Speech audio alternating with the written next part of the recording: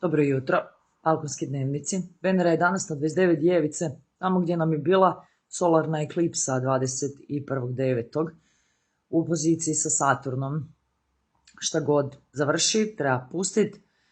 Vjerujte mi, čim pustimo, onda će se otvoriti u nekakvu lijepu, strastvenu, novu priču.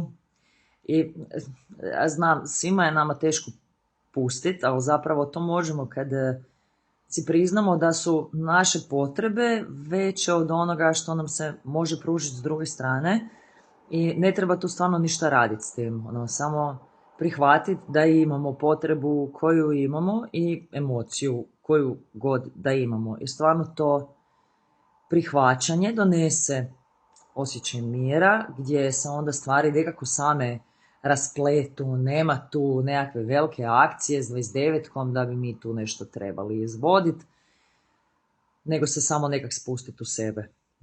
Budite si dobri.